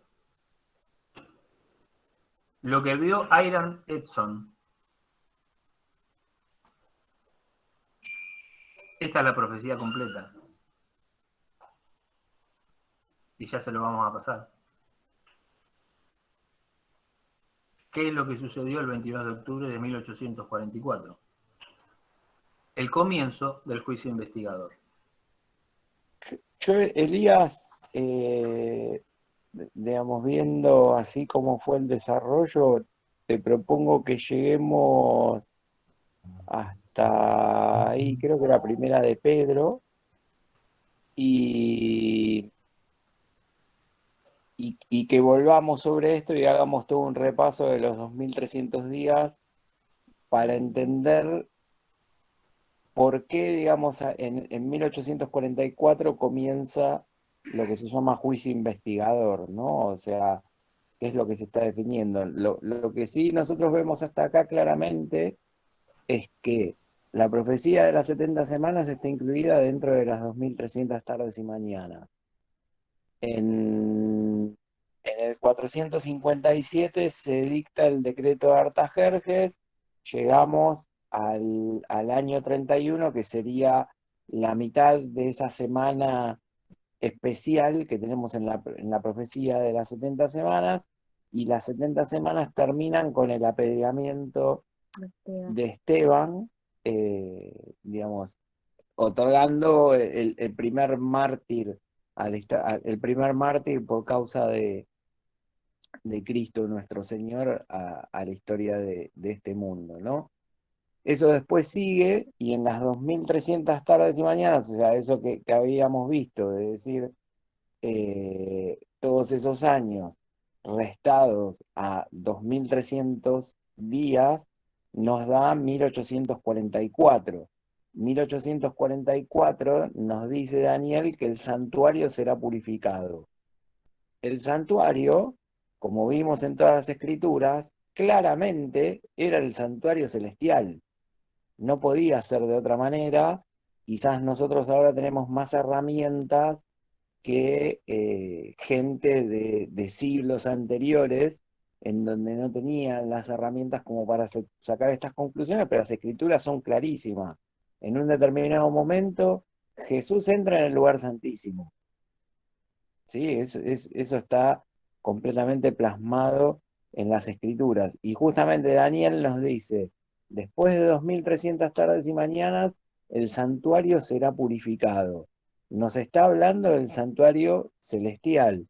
Hay un pequeño detalle que nosotros no vimos sobre el día del Yom Kippur, y es que justamente el lugar santísimo tenía que ser purificado porque recibía las cargas de los pecados de toda la congregación, de todo el año, que lo hacía de esa forma. Cuanto más el santuario celestial, que está recibiendo el gran sacrificio y el único válido de Jesús muriendo por todos nosotros, ¿no? Entonces, en ese determinado momento se empiezan a decidir un montón de cosas, y de hecho también hay en varios libros en donde dice: y el anciano de día se sentó y los libros fueron abiertos, ¿no? Entonces, por ahí podríamos hacer un repaso el próximo encuentro de todo esto, y a partir de ahí sí seguir con lo de Primera de Pedro para que quede más claro. Claro, alguien se podría preguntar si hay algo que tiene que ser purificado en el cielo, ¿no? Porque normalmente uno piensa en el cielo como un lugar que es impecable, que no tiene absolutamente nada en el mundo que necesitaría ser purificado. Lo que pasa es que, bueno, tenemos que recordar que Cristo cargó sobre sí todos nuestros pecados, y eso es lo que tiene que ser purificado. Entonces, así como los pecados de los pecadores eran trasladados al hacer esos sacrificios en el tabernáculo terrenal sobre el tabernáculo verdadero, ¿no? El tabernáculo eh, propiamente dicho, de la misma manera, los pecados que Cristo trasladó sobre sí, nuestros pecados, ¿sí? De la misma manera son transferidos sobre el tabernáculo celestial. Entonces, por eso Sí, el santuario tiene que ser purificado. te reemplazo la palabra tabernáculo verdadero por Bueno, tabernáculo quizás tangible para nosotros humanos, o terrenal, que es lo que nosotros podamos ver, versus el celestial, que está fuera de nuestro alcance o nuestra comprensión hoy, ¿no? claro, como vimos la semana pasada, que todo lo que se hace aquí en la tierra es una figura y sombra de lo celestial, todos esos rituales representaban algo que sí se da a nivel celestial. Entonces, así como nos explicó Elías, digamos, aquí en la tierra el sacerdote, el sumo sacerdote entraba una vez al año al hacer esa expiación anual, pero Cristo entra una vez y nada más, una vez por todas. Una vez en la historia del universo. Exactamente. No va a entrar todos los años así como se hacía aquí en la tierra, sino que es una vez y nada más. Sí, en relación a eso me olvidé decir algo que me parece interesante y por ahí podríamos terminar acá. Lo que sucedía diariamente en el santuario, en el tabernáculo, tanto en el tabernáculo como en el templo, todos los días las personas iban a pedir perdón por los pecados que conscientemente habían hecho. ¿Sí? O sea, conscientemente iban a pedir perdón porque sabían en que algo se habían equivocado. ¿Sí? Y anualmente el sacerdote limpiaba esos pecados que esas personas habían cometido y que habían confesado, pero también pedía perdón el sumo sacerdote, tanto por los pecados que él podría haber llegado a cometer durante el año, más todos los pecados por ignorancia que el pueblo había cometido. Y acuérdense que habíamos visto el viernes pasado que se traían 2 machos cabríos, se echaban suertes, una suerte para Azazel y otra suerte para Jehová. El que le caía la suerte para Jehová era sacrificado, y el que le caía la suerte para Azazel, todos los pecados que habían sido limpiados en ese día se le aplicaban a él, se lo hacían cargo a él. Y luego una persona determinada llevaba ese macho cabrío al desierto. Voy a pasar de largo lo que me dijiste, Dani, y les voy a mostrar las últimas imágenes, que es lo que estamos hablando ahora. Se traían 2 machos cabríos que tiraban las suertes, y que Julia... ¿Lo querés comentar de nuevo, Julia, cómo hacían lo de la suerte?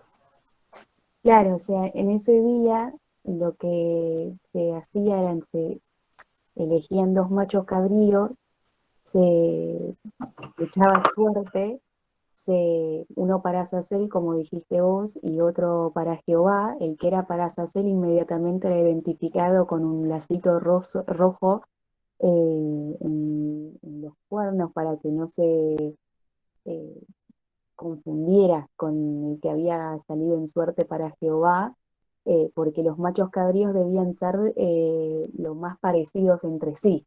Entonces, por eso los tenían que identificar con alguna marca visual para que no se confundiera. Entonces, bueno, como dijiste, el que era en suerte para Jehová era sacrificado en el momento y su sangre versada dentro de una vasija, y esa sangre iba a ser aspersada por el sumo sacerdote en el lado oriental del arca del pacto, y cuando el sacerdote ya salía de haber hecho la expiación en el lugar santísimo, imponía sus manos sobre la cabeza del macho cabrío en suerte para Azazel, porque de esa manera él transfería todos los pecados de la congregación sobre ese macho cabrío a Azazel, que en definitiva, digamos, vemos que, digamos, Jesús cargó sobre sí todos nuestros pecados, pero todos los pecados de los impíos, de todos aquellos que no van a ser salvos, van a ser transferidos directamente sobre Satanás. Eso es lo que estaba representando todo este ritual. Entonces, digamos, con los pecados de la congregación transferidos sobre el macho cabrío Azazel, que representaba a Satanás, ese macho cabrío después era llevado al desierto por una persona designada del pueblo, y ese macho cabrío no tenía que aparecer nunca más en la congregación, representando como esos pecados iban a ser puestos en olvido para siempre.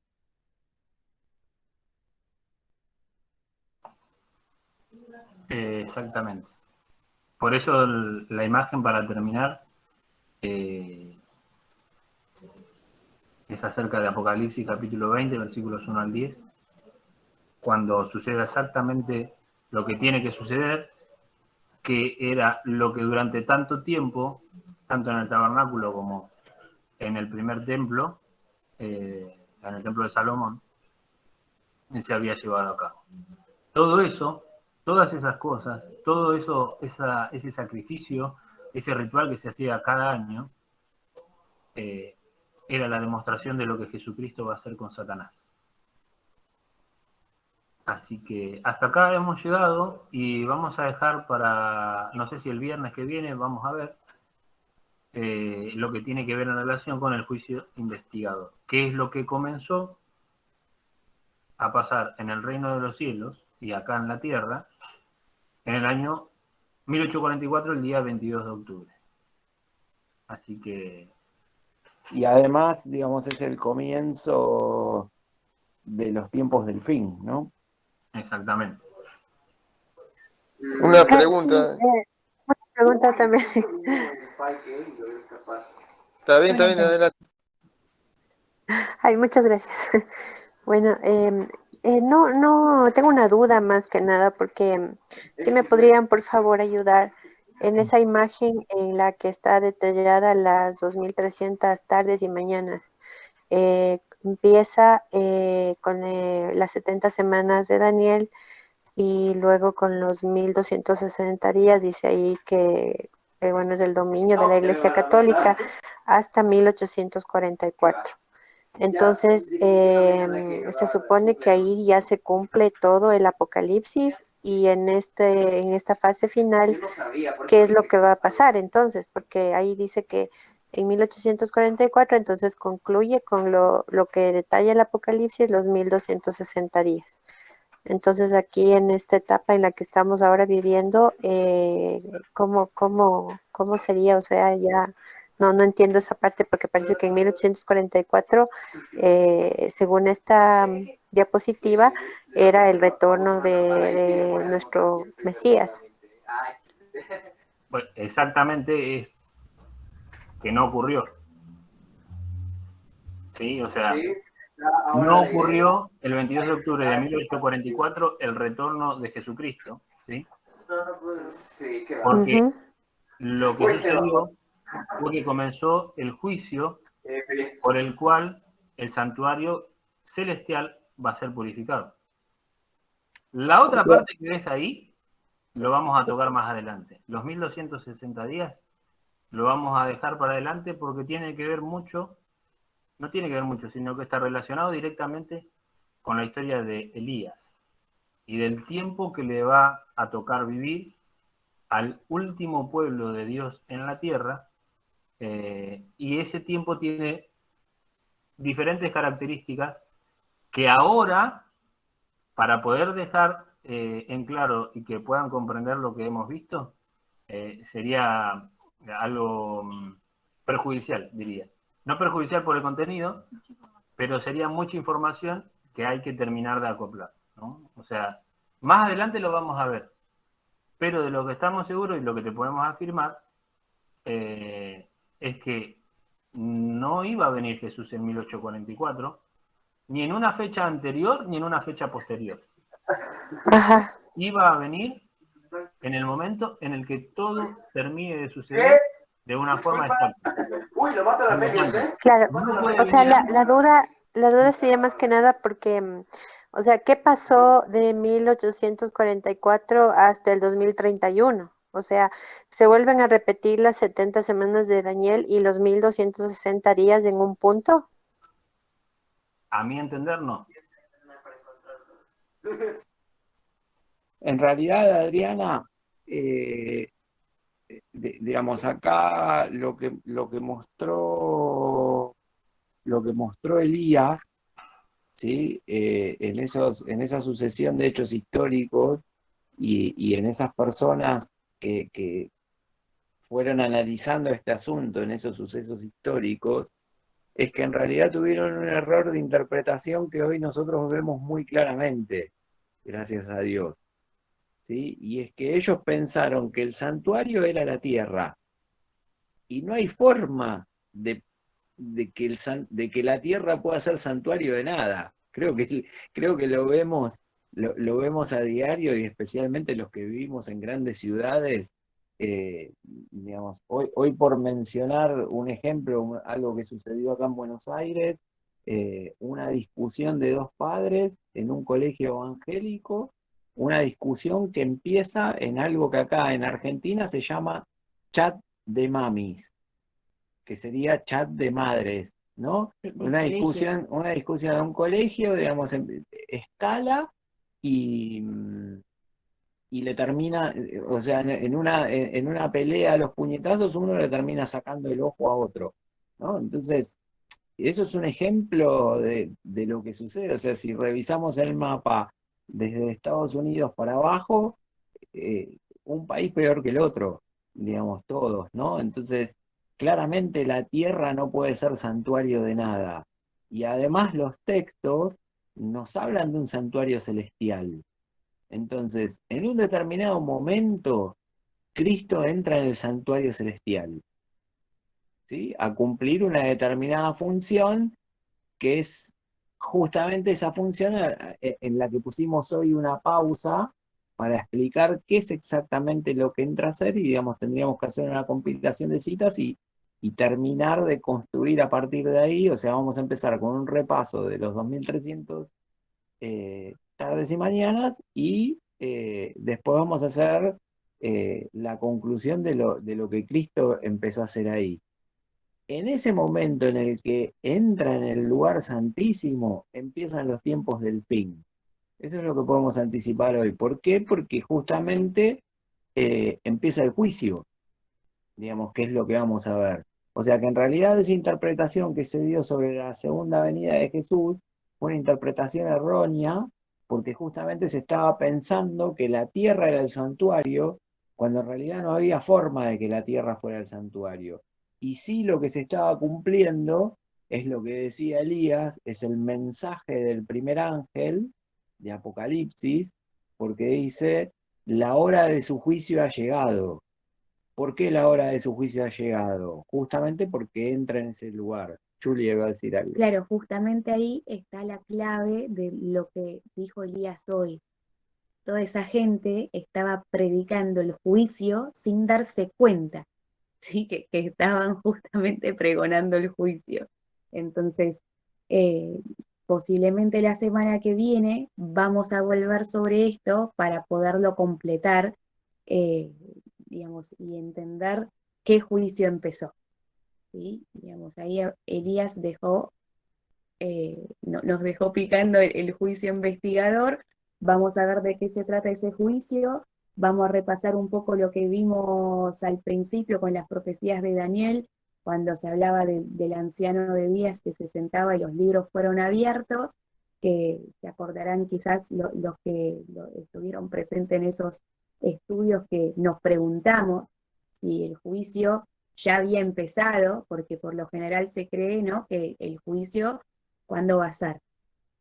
Cuando el Señor, digamos, venga, ¿no? Pero lo que tenemos que ver es lo que nos dicen las Escrituras, no lo que creemos así, digamos, sin sustento. Entonces, bueno, iremos viendo, pero quédate, Adriana, con eso, ¿no?, que dijo Elías, de que todos esos hombres y mujeres estaban pregonando el juicio sin darse cuenta que era eso lo que estaban predicando.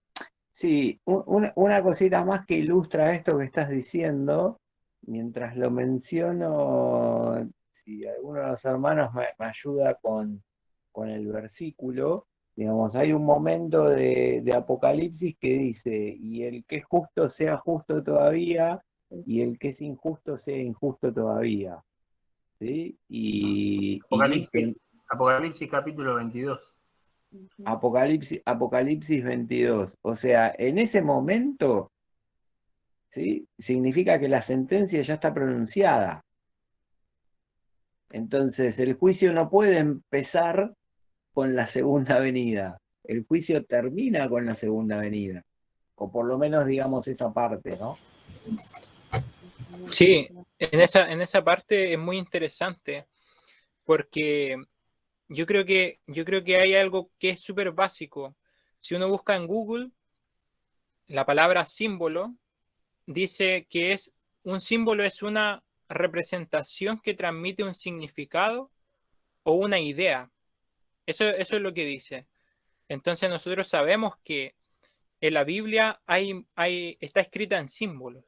Esto que sucede en el santuario es un símbolo, por lo tanto transmite una idea y transmite como un plan. Y realmente el plan de la salvación para poder salvar al hombre del pecado, Dios lo escribió por medio de símbolos. Por lo tanto, todo lo que va a hacer Jesús a lo largo de este plan de salvación está escrito en esos símbolos. Y es muy interesante porque, de acuerdo con lo que aquí aparece, esto tiene que ver cómo se hacía con el santuario. Y aquí nosotros vemos que Jesús entró, primero se mataba al cordero, Cristo murió como cordero, y después entró al santuario, al lugar santo. Y después pasa algo más. Y entonces después de eso se salía del santuario. Y el sacerdote se quitaba las vestiduras de sacerdote y se ponía otras para entrar en contacto con el pueblo. Por lo tanto, esto del juicio es antes de la salida del sacerdote, del sumo sacerdote del santuario. Entonces, todo lo que está escrito en un orden porque habla del orden que Jesús tiene y que Dios tiene para hacer cada una de las cosas. Por lo tanto, ya está dicho cómo va a ocurrir las cosas. Lo interesante aquí es cómo es interpretarla de acuerdo a lo que la Escritura dice. Porque así nosotros vamos a poder saber interpretar las profecías, como también interpretar los símbolos adecuadamente. Y así vamos a poder saber lo que viene en el momento que se da.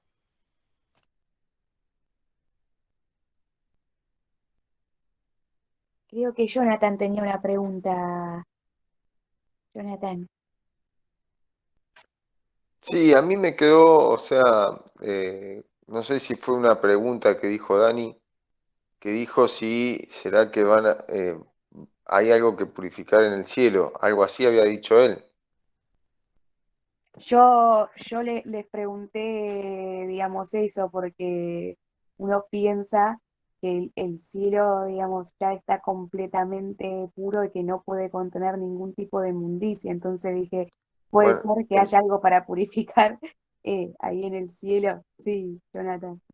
y puede llegar a ser porque por mi interpretación, o sea, en su momento cuando el cielo fue creado, Dios lo purificó echando a Satanás a la tierra con sus ángeles. Fue una especie de purificación ahí. Lo que pasa que, digamos, justamente por eso que quisimos arrancar la semana pasada con el santuario y entender cómo se llevaba a cabo todo el ritual de purificación del pueblo de los pecados En el Yom Kippur, el día de la expiación. y de cómo Y los ahí, sí, perdón, y ahí se explica bien en el sentido de que el mundo no puede ser un santuario porque Dios decide echarlo por tierra a Satanás a este mundo y no podría ser un santuario nunca. La tierra nunca fue un santuario. ¿En qué parte de las escrituras se habla de la tierra como un santuario? claro, digamos, el tema es, ¿no? Como los pecados son trasladados del hombre, ¿no? Al santuario, de la misma manera con la muerte de Cristo en la cruz, todos nuestros pecados, los que incluso, digamos, se dan hoy en día, todos los cargó Jesús sobre sí en ese momento en la cruz, ¿sí? Bueno, mi pregunta entonces era si sí que puede llegar a haber purificar algo más en el cielo o no. Es que claro, justamente, digamos, Jesús subió habiendo cargado sobre sí todos nuestros pecados, entonces esa es la inmundicia que ahora está, digamos, en el santuario celestial y que necesita ser purificada. Son nuestros pecados los que Jesús cargó sobre sí en su muerte en la cruz. Claro, los tiene él en su Claro, espalda, como no- así. nosotros somos los que hemos manchado. Exacto. Sí, O sea, igual eso lo explica el mismo santuario, porque ese cordero que antes vimos de Azazel y el otro cordero, que era inmolado, que era muerto, esa sangre que se vaciaba se salpicaba en el velo del santuario y sobre el propiciatorio. Entonces, cuando se presentaba esa sangre, se salpicaba y se manchaba el propiciatorio. Por lo tanto, todos los pecados se transferían poniendo las manos sobre ese cordero, se transferían al cordero, a su sangre que moría, y entonces se manchaba el santuario con la sangre de los pecados, en el fondo con la sangre que se transfirió los pecados. Entonces O dice sea, que en el o cielo sea, Jesús presenta su sangre. En el cielo presenta su sangre ante el Padre, al igual que con el ritual. Por eso es que esa sangre lleva los pecados nuestros. o sea, el velo representaba la carne de Cristo, ¿no? Sí. Por ende, Exacto. entonces él está salpicado de los pecados y los tiene él en su carne. Claro. En realidad, digamos, Ese es el símbolo. la carne es el velo, ¿sí? Es el velo que nos permite entrar al lugar santísimo, digamos, porque aparte de eso lo dice textual el texto de Hebreo, ¿sí? Lo que limpia la sangre lo que limpia los pecados es la sangre. Nosotros lavamos nuestras ropas en la sangre del Cordero. Pero ¿por qué también, digamos, sobre la sangre? Porque, digamos, esto ya viene desde el principio, desde el Pentateuco, en la sangre está la vida, Y el pecado sabemos que es muerte. y el pecado es muerte. Entonces, si el pecado es muerte, el pecado implica derramamiento de sangre.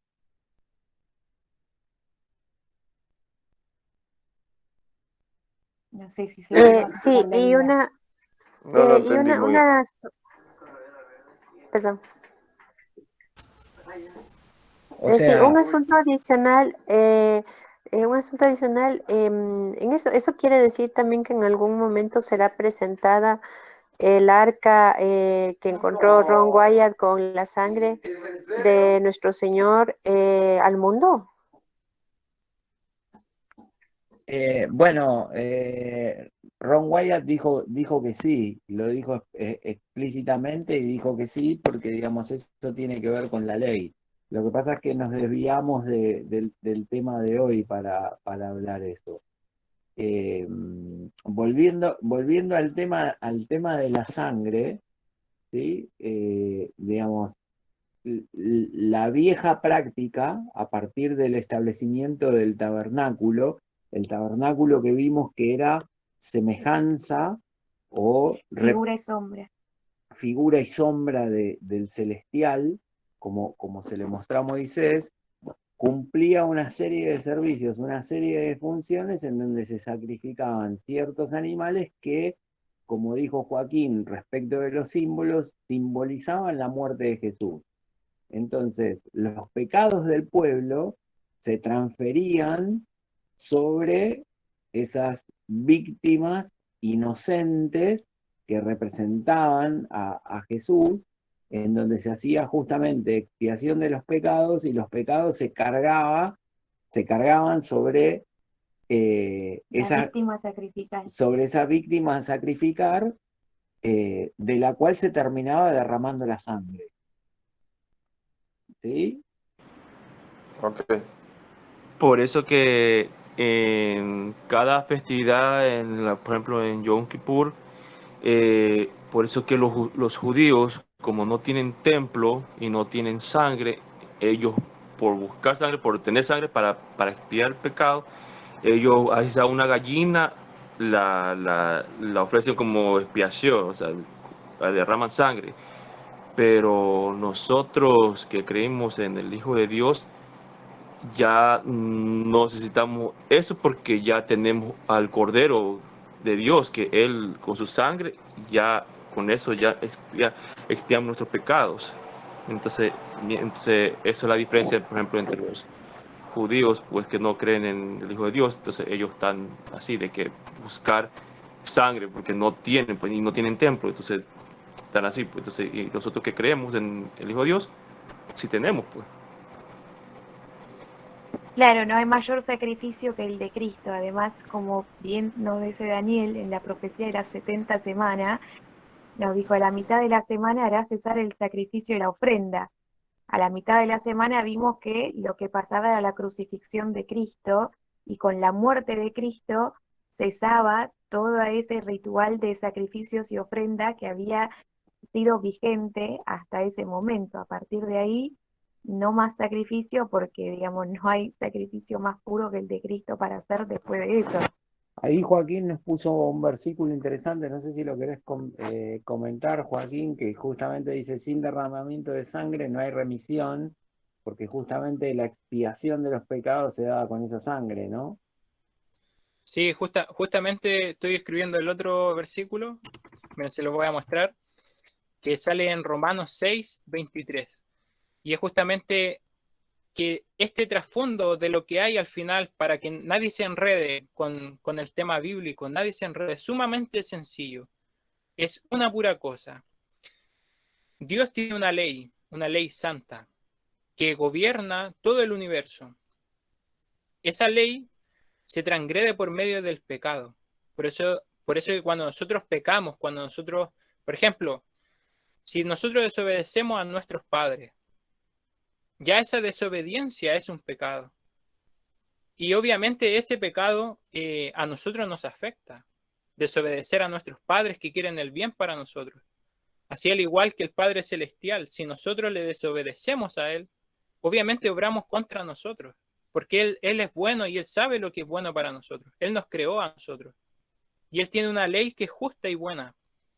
Y por medio de la transgresión de esa ley, o sea, desobedeciendo a Dios cada día, matando, robando, haciendo lo que fuera, o pensando mal del vecino, hablando mal del prójimo, nosotros lo que hacemos es transgredir esa ley.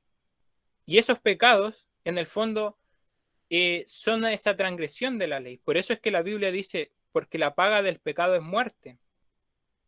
Y la transgresión de la ley es pecado.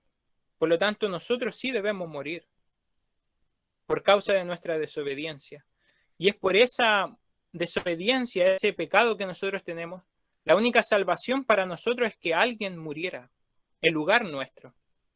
Por eso es que se pone ese cordero en símbolos y figuras, porque ese cordero representa a Cristo que toma nuestro lugar de pecador y nosotros tomamos el lugar suyo, que es de santo.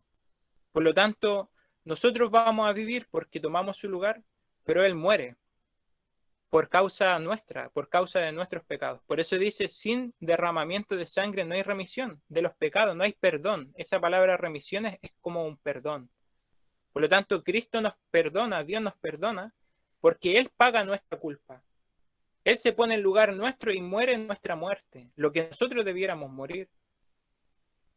Entonces dice, porque la paga del pecado es la muerte, y Cristo por eso murió. Mas la dádiva de Dios es vida eterna, dice, en Cristo Jesús, Señor nuestro. Por lo tanto, su vida llega a ser la nuestra. Y por esa causa nosotros vamos a poder tener vida eterna. Pero su muerte es la que paga el pecado. Por lo tanto, con su vida, con su sangre, Él paga el pecado. Él paga la culpa nuestra. Es como que tuviéramos una deuda en el banco y viene un amigo y te dice, amigo, yo te pago la deuda. Pero la deuda igual hay que pagarla, o sea, la plata corre. Pero ya no es nuestra, sino es de la persona que paga. Entonces la sangre ya no es nuestra, sino es la sangre de Él la que paga. Y por eso fue latigado, golpeado, escupido, humillado. Porque esa es la paga de la desobediencia a Dios. Entonces cuando nosotros mentimos y nos enojamos con nuestros parientes o incluso lo golpeamos o cualquier cosa así, todas esas cosas son la transgresión de esa ley de amor. Y por eso se requiere ese derramamiento de sangre. Y todo eso está escrito en símbolos, en figuras. Por eso es que moría un cordero. No porque ese cordero nos salvaba, sino porque representaba al que sí nos salva, que es Cristo. Y entonces toda la purificación del santuario y de los pecados del santuario representa eso, lo que lo que Cristo hace ante el Padre y ante la ley del universo, porque hay un gobierno universal que gobierna todas las galaxias, los planetas, los otros mundos, y a nosotros también y la naturaleza. Toda esa ley y ese gobierno, Cristo se presenta ante el Rey del universo y le dice, yo pago en lugar de cada uno de nosotros. Entonces, eso es lo que representa todo esto y toda la profecía. La profecía fue dada porque en el fondo es una predicción de lo que Dios iba a hacer.